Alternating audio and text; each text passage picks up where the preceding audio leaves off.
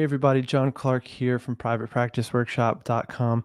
I'm a licensed therapist, just like many of you, and I've been helping other therapists build a better business since about 2013. I want to tell just a snippet of my story for those of you who kind of don't know me. I graduated from graduate school and moved out to San Francisco, knowing nobody, having no job leads, no network, anything like that, and no idea how a private practice really functions. And I was working at an agency, like many of you, and very long days, long hours, very difficult work, sometimes in environments that were not so safe, and basically doing social work, case management across the Bay Area for teenagers and youth. Worked in juvenile probation for a bit, worked in the schools, and I knew that I had already been doing agency work throughout undergrad and grad school. And so I had kind of gotten my fill. I had done a lot of it, and I was ready for something else. I was ready for private practice. I just didn't know how to do it. So, um, long story short, around this time, I was desperate to make more money. I was just barely getting by, living paycheck to paycheck out here. I was even driving Uber and Lyft to just make rent. At one point, I was living in a 8 by 10 shack in the Oakland Hills that was about $850 a month. And I knew that private practice was possible. I just didn't know how to put it all together. And so, a lot of late nights and weekends, I started to teach myself, and the primary challenge I had was getting clients from my practice, right? The other pieces in terms of, finding an office, setting up an LLC were not and are still not usually the tough parts of private practice. It's everything else. And for me, it has usually been, getting clients, especially given that I had no time to network or go to open houses or, shake hands with, or they say bump elbows, rub elbows, bump elbows with physicians and things like that. So I needed to market my practice online, and I needed to do it kind of automatically. So again, many late nights and weekends, I was Googling about Google and started to teach myself everything from website development, Squarespace, SEO, Google Ads, email marketing, all these pieces. And over time, I was able to then grow my first practice into a full-time caseload. I was able to eventually leave that agency and have a really great job working 20, 25 hours a week, seeing clients, and then doing some of this consulting on the side. And again, that was back in 2013. I've been doing that ever since now. For a while, I moved to the East Coast, started a practice that became a group practice, and eventually sold that in 2019. That group practice now has, I think, 8 therapists. I'm back in San Francisco now, and I'm building my third practice. This will be my second group practice. And, I'm still learning along the way. And whenever I learn, I then try to teach it to you guys. That's the way I do it. So I see my own experiences as really where I get my information to teach you guys. And when I learn something, I try to turn right around and teach it to you all. So that's kind of how this all works.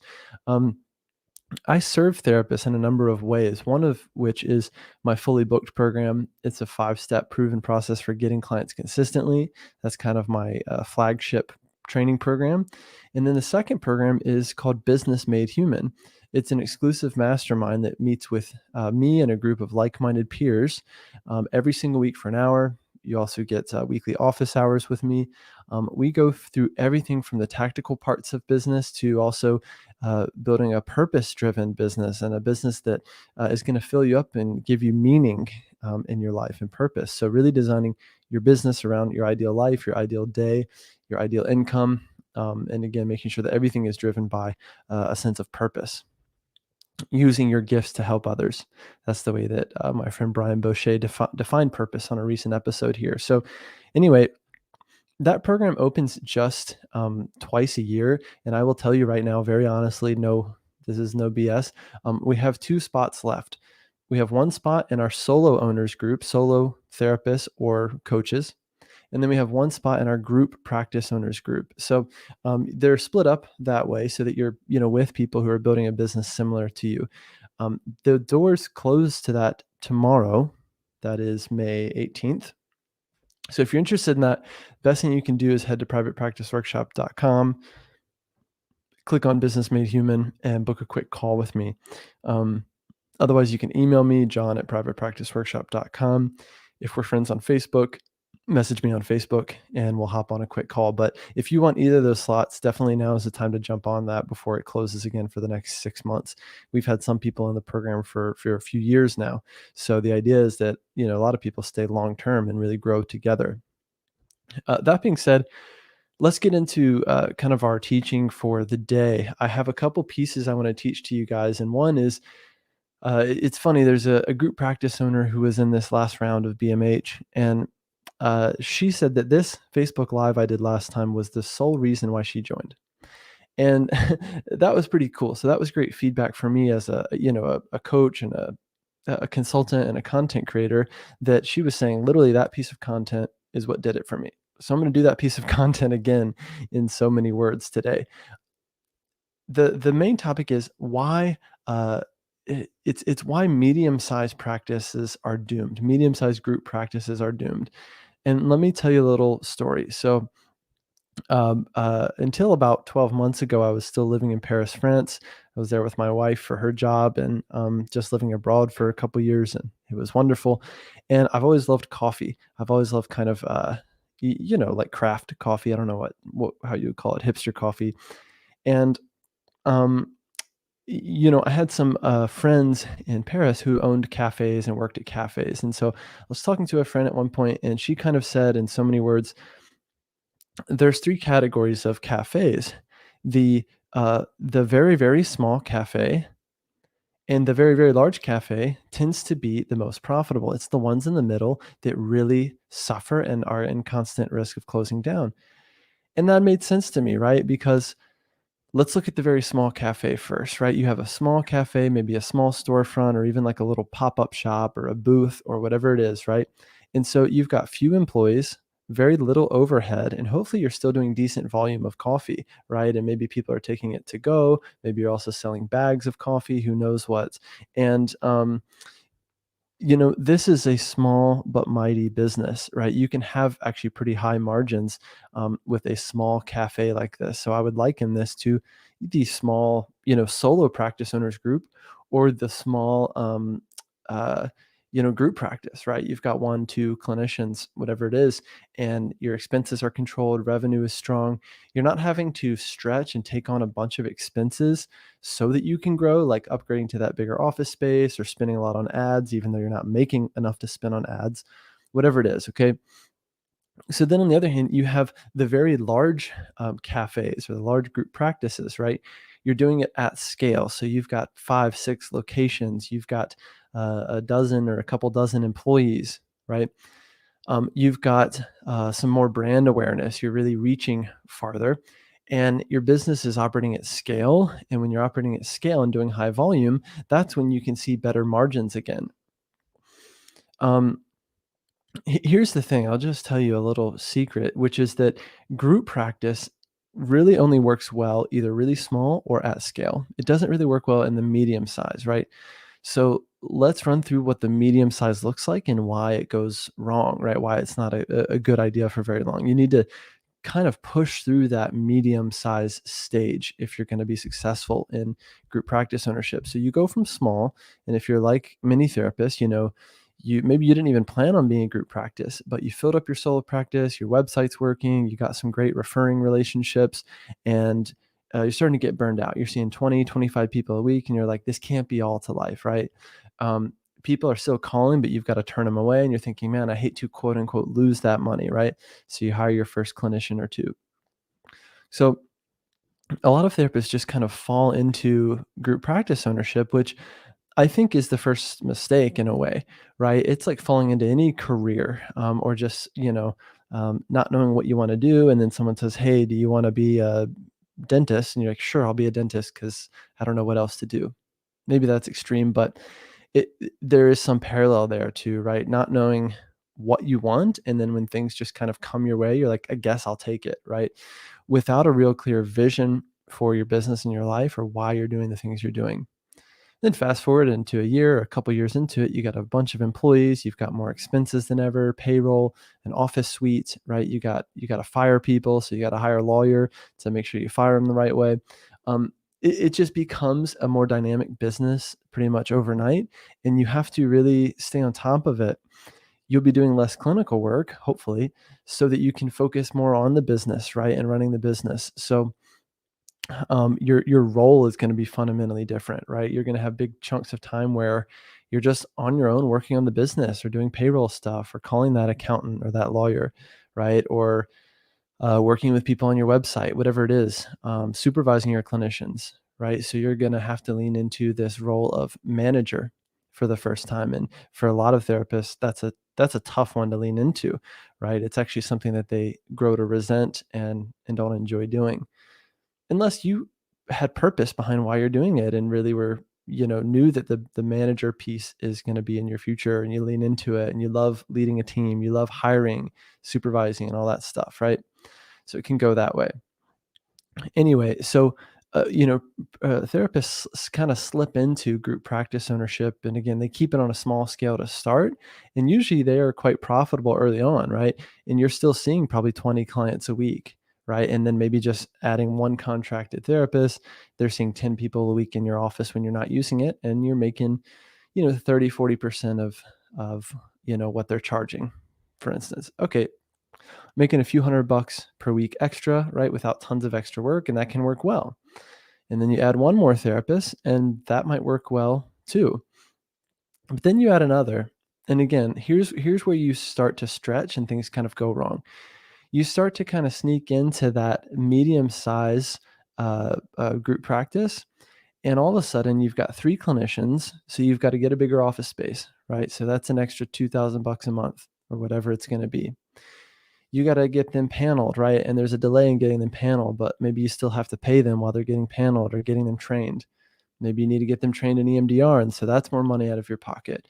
Um, the phone's not ringing enough to now fill these three clients up, right? So you've got to spend more on ads, or you've got to get a totally new website. Maybe you've been running things under your personal name, like your personal brand, johnclark.com, right? And then you try to add associates, but no one wants to see your associates because they're not you, right? They look like a downsell. It's John Clark and Associates. Well, the associates look like junior staff, right? From a brand perspective. So they call, and instead of, your brand now promoting your clinicians, your brand is actually still promoting John Clark in a way like never before, right? It's incredible, but nothing will make you look as good and as attractive than adding clinicians to your practice if you're still in the spotlight. You're still the kind of star of the show. So then you need a new website, right? You got to do the SEO all over again, whatever it may be. Again, you need a payroll system. You need an attorney to help with your employment stuff, your contracts, whatever it is. You need a bookkeeper now, all sorts of things. So again, it's this medium size that you either need to really push through or pull back from. If you're in that medium size, and I would say again, anywhere between like three to six, clinicians, most of whom are full time or mostly full time, then you're in that kind of medium size where again, you've taken on a lot more expenses and your margins are usually going to suffer.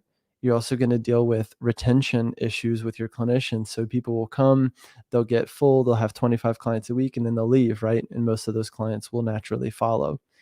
And then you're scrambling, you've got to hire quickly, right? Fill that spot. You got to spend more on advertising to get the next clinician full, and on we go, right? So it's like you can get in this running in place, stuck in this running in place kind of mode in that medium size category. So again, my suggestion to you is if you are in this medium sized category, you either need to push through it to get to the large size. So 7, 8, 9, 10 therapists operating more at scale and with volume, or scale back to small and mighty, right? Small and mighty and very controlled, one or two clinicians at most, right? And running still high margin. The thing is, speaking of margin, a therapy practice, let me say a group practice, is generally not a very high margin business in the first place compared to other service industries, right? So compared to my lawyer who, charges $400 an hour or whatever it is, right? And he can bill me for many hours on a project. Then maybe he's adding new lawyers to his practice. Well, that might work well, right? Because he could be running on high margin because his fees are so much significantly higher than me. than mine, right? Same thing for dentists, even chiropractors, people like that, or anyone who has a service that's generating more revenue than a therapy practice, for instance. So, along those lines, you need to charge enough as well. That's the thing. But again, uh, if you're doing it at scale, let's say you've got 10 clinicians and it's an insurance-based practice. So let's say at the very most, Blue Cross Blue Shield or someone like that is giving you 110 per session, right? And then you could calculate cost per session, or yeah, what I consider is how much it costs you to run the business per clinical hour, cost per clinical hour. That's something I've kind of made up. But basically what that is you would look at, and I know I'm all over the place today, but deal with it. Sorry. No, that's not the right response. I've had an appropriate amount of coffee, but I might be pushing that edge. Anyway, so what I do for cost per clinical hour, I take, I look at your offices, right? Let's say you have an office suite and you look at how many slots are available in a week and or in a month, right? And then that tells you, yeah, how many slots you have. And I would think of a slot like your product that you're selling. So if I'm selling, AirPods or something, I want to figure out how much this costs me to create, right? To produce, and then how much am I selling it for? And then you're looking at your margin, right? You can do that with your practice, especially your group practice, if you look at what it's costing you to run the business. So let's say you've got, I don't know, let's say you've got 160 slots per month or something like that. You would then take your overall monthly expenses. And so let's say that's, 10,000 bucks a month or 7,000 bucks a month, whatever it is, divided by the number of slots you have in your practice. And that's going to give you roughly, that cost per clinical hour. Group practice owners especially should do this and should do it often, because a lot of times you'll be surprised at how little profit you have on a single session. A lot of times it's costing you, 30, 40, 50, 60 bucks to run that slot, for instance. And then let's say, they're billing out at 100 bucks an hour. The clinician gets 40%, 45%, whatever. Some group practice owners are only profiting like a $5, per session, or $10 per session, whatever it is. So you can end up with really, really small profit margins, like 5, 10%, 15%. Um, and again, the only way to do that well and to do it in a way where you can profit and have a healthy salary as the owner is to do it at scale and to do it with high volume, right? So you got to be cranking out, 100 sessions a week across the practice or whatever it is, if you really want to, do this well and be profitable. So that's a big piece of all of this. Okay, so again, if you're just now joining me, or if you're here, I'm on YouTube live as well as the podcast. So if you're on YouTube right now, feel free to ask me questions in the question section or the comment section, and I'll answer them as we go or at the end. If you're listening on the podcast, then just focus on driving. Don't wreck the car because of my podcast or my silky smooth voice. So that's kind of the gist of it, right? And so looking at what size practice do you want to be, what's the cost per clinical hour, and what kind of margin do you have, right? So again, that small, medium, or large practice, the small and the large practices tend to be most viable, most profitable. So if you're in that middle stage, you either need to push through it or pull back from it generally in order to be, have a healthy profit. Another thing I'll say along the lines of group practice ownership is this is just something you have to really, really want. You have to really want it and love it and want to be a manager and be comfortable in this kind of CEO role of doing, managing all parts of the business, whether it's marketing or the office, or, hey, we ran out of tissues. And if you don't have someone to go get them, guess who that's going to be? It's going to be you. If you got to enjoy the clinical part, right? So unless you have a clinical director, let's say a client is suicidal on the weekend and they call or text their clinician, and then the clinician, guess who they call or text? They call or text you, even though you're out to dinner with your partner on a Saturday night. And guess what? That's on you now. Um, So I just think all these things need to be carefully considered. And it's not that group practice ownership can't be great. I think it can be. And again, I'm doing it now for the second time. It's just that you have to be very, very intentional about how you set it up. You need to think about your ideal kind of day, your ideal life. You need to sketch out your numbers and make sure you're going to be profitable. For that, I do recommend the Profit First system and reading the Profit First book by Mike Michalowicz. We'll have a link to that in the description. Um, yeah, you just need to really take a hard look at the whole thing and try to envision, how it's going to be for you to be a group practice owner. I can't tell you how many of group practice owners I meet who have very low margin. They're making less money than ever, less than they were as a solo practitioner, even less than they were at an agency. They're burned out, they've got people issues, a lot of HR issues, right? Clinicians, leaving all the time or not being able to retain their own clients, or people get sick or whatever it is. There's just a lot of moving parts to it. So you have to really want it and kind of lean into it. I also think, if you're going to become a group practice owner, you need to take a hard look at whether you're ready to scale down your own caseload dramatically. Most group practice owners are seeing too many clients. They've got 10 clinicians and they're still seeing 20 clients a week. There's no freaking way that makes sense or that math adds up, right? You need to be ready to kind of emerge into that business owner role, that CEO role, because you are both executive director and clinical director at the same time. And if you're seeing 20 people a week, not only is that emotionally very taxing and you're already kind of maxing out what you could do, but then you have this whole other job. It's like you have two jobs. One job is being a clinician, one job is being executive director and clinical director. Okay, let's call it three jobs. So if you really want your business to grow, you need to cut your caseload in half at minimum, maybe even pull it all the way down, right? I've gone as far as pulling myself off of my group practice website because guess what?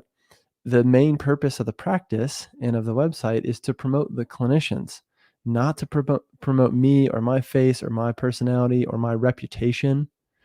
The best group practices are not built on the reputation of the owner, because then, the business is going to be bottlenecked by your reputation. Or if and when you eventually leave, or let's say you ever want to sell the practice, well, good luck selling, John Clark and Associates. It's all about me and my face and my brand and my reputation, right?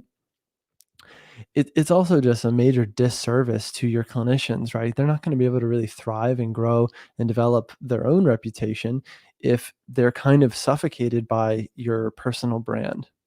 So you really, really need to think about that along the way is, how are you branding it? And are you branding the group practice so that that brand can stand on its own 2 feet?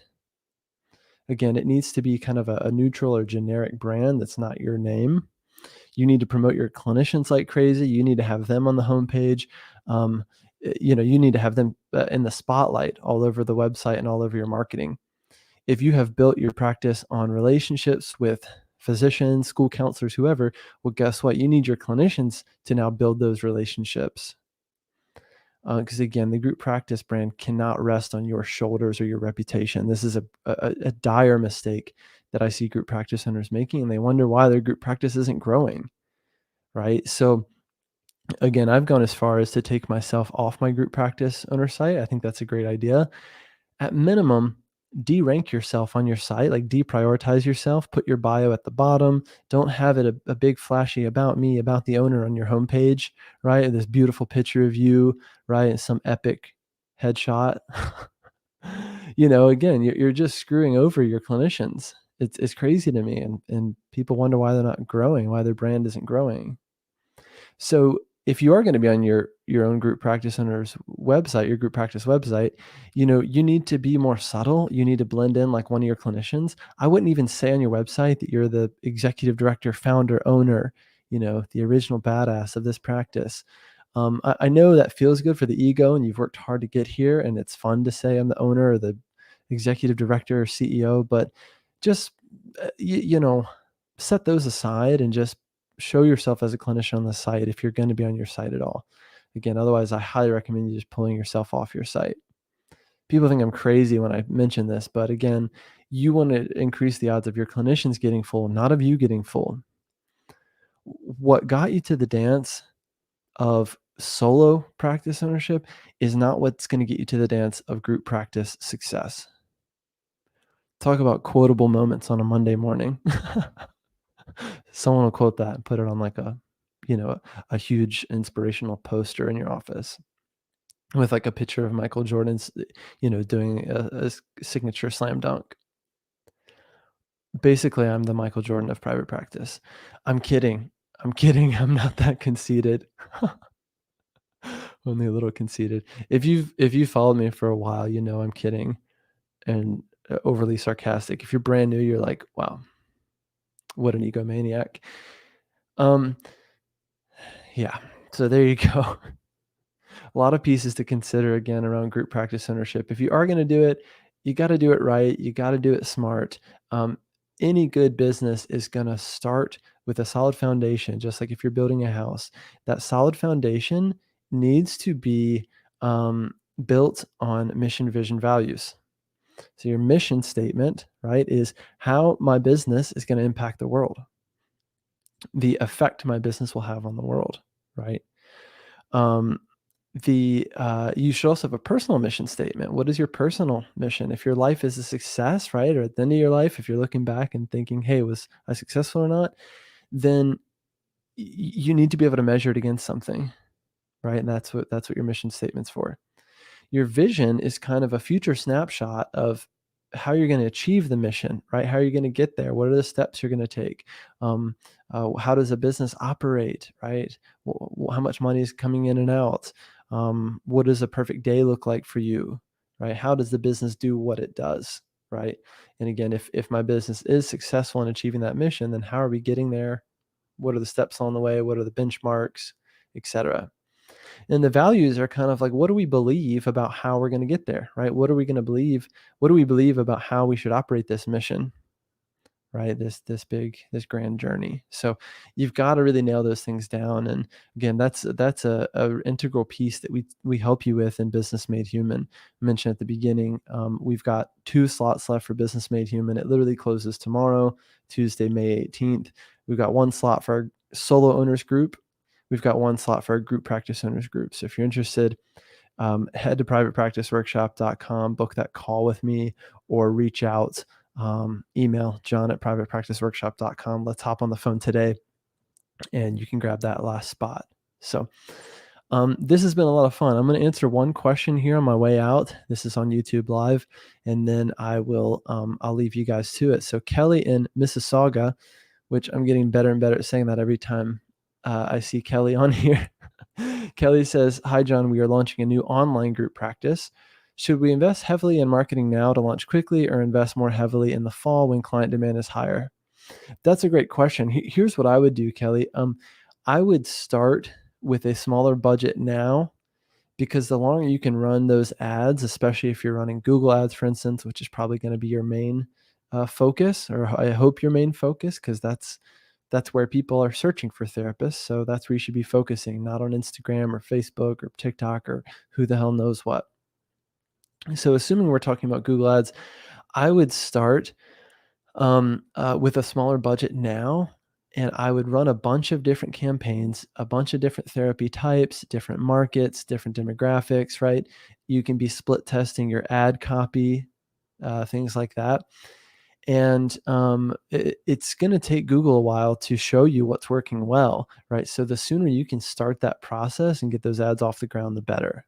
So I would start those now, and then you're going to have a better idea of which ads are working, which campaigns, which regions are really good for you, your cost per click, and also your cost per lead. You're going to be able to calculate those things. And then when the fall comes and demand does start ramping up again, which is great, then you'll be ready. You'll be in prime position to, make that happen. So that's how I would do it. But that's a great question. We got another question. Okay, so that was Kelly's question there. Just popping that one up and I'll hide it. We have another question. Ibun, hopefully I'm saying that right, says, "What's a good small budget example?" Well, I could just throw out a number, but it'd be kind of irrelevant, because what really matters is that your budget's based on you, your market, and ultimately your cost per click, more importantly, cost per lead, more importantly, cost per acquisition. So let's think about for a second cost per acquisition, right? So what that means is, let's say I spent, let's just do some math. Let's say I spent $1,000 in a month on Google Ads and it resulted in 20 inquiries, right? So that's my cost per lead, right? But then out of those 20 inquiries, it resulted in 10 new clients, right? So then I would take $1,000 divided by 10 new clients, and my cost per acquisition or cost per client is $100, right? So that's just an example. So your cost per new client is very, very important, and that's really, to me, the only number that matters. Um, Again, just some pretend math here, but you do want to look at that and be calculating that. So to me, that would still be very healthy, right? Because if someone walked up to you and said, okay, Kelly, you hand me $100 and I will then deliver to you a client that's going to come and pay 150 in the first session, right? And you say, okay, cool. So I'm making, maybe $50 profit, or, whatever's coming out of that, your expenses and everything. Maybe you're not even profitable in the first session, but you're okay with that because you know that most clients come back for a second, third, fourth, fifth, sixth, and 600th session or whatever, right? So in the short term, maybe someone comes for 6 sessions and is generating, $800-900 for your practice. That's a huge ROI, right? So you just turned $100 into $800. Amazing ROI, right? Let's say that person stays for 6 months or 6 years. Insane ROI. Most therapists don't think about this. And so they're too shy about spending on ads. Yeah, got to know that stuff. I'll take one more question from Justin. Justin, thanks for the question. The age old question. He says 1099 versus W 2. What do you recommend? I'm going to recommend you do what's right for the state, county, and city you live in. That's what I would recommend. And honestly, I'm not a lawyer, so I'm going to recommend you talk to an employment attorney in your area. Most therapists that are doing 1099 shouldn't be doing 1099. And the reason is they're doing it because they think it's cheaper. It's a quick way to get started. They don't want the responsibilities of having W-2 employees and all that. But in reality, you also need to think about how it looks, right? So if it looks like an employee, but you're running it as a contractor, you could be in big trouble down the road. You could owe a lot in back taxes to the IRS, right? You're not giving your team members the protections of an employee. There could be big fines, things like that. The irony is, there's an accountant I know at Green Oaks Accounting, and Julie says that actually the group practice owners that are the W-2 model, they actually are more profitable by the numbers than 1099s. So you should think about that as well. Most of the time, I honestly think W-2 is the proper way to go. But if you can do contractors, depending on your state, et cetera, then I think that's okay. You just want to make sure you're doing it the right way. Main thing is, again, does it really look like a contractor? So a contractor is like the guy that comes and paints my house. He's a contractor, right? He has his own business, his own LLC. He sets his own fees, right? He serves a lot of different clients. I'm just one of them, right? My house and the neighbor's house and whatever, right? Provides his own tools. He shows up whenever he wants. He dresses how he wants. That's a contractor, right? He doesn't rely on just me for all of his income, right? If he relied on me for all of his income, guess what? He's looking a whole lot like a W-2 now. He's looking like an employee. So you need to think about that. And again, a lot of therapists are getting this wrong because they just don't want to go through the process of having employees. But a lot of times it's the more appropriate setup. It's the cleaner setup. And you can, in fact, be more profitable. We use a software called Gusto for all of our payroll related stuff. And I highly recommend it. We really love Gusto. And yeah, we can throw a link to that in the chat, or in the description. That's all I've got for you guys today. Again, I hope this was helpful. My name is John Clark. I'm a licensed therapist turned business coach. I've been a business coach since about 2013, helping therapists everywhere build a better business without all the overwhelm. We're doing that right now inside our Business Made Human groups. That's a weekly mastermind. The doors close tomorrow. We've got one slot for solo owners, one slot for group practice owners. So hop on that if you want to get in that group. Again, head to privatepracticeworkshop.com to learn more about Business Made Human, book a call with me, or just shoot me a quick email today, john@privatepracticeworkshop.com, if you want to grab one of those slots. I would love to work with you and guide you through your business growth, and help you make the right decisions along the way, and do it in a community of other therapists that get it and are doing the same thing as you. So there you go. I hope you enjoyed this episode. It's a podcast episode. If you want to check it out on the podcast, it's also YouTube Live. If you're following us on YouTube, just search for Private Practice Workshop. Thanks again for being here. And again, I'll see you inside Business Made Human. Look forward to it. And otherwise, we'll chat again real soon. Thanks, guys. Cheers. Bye bye.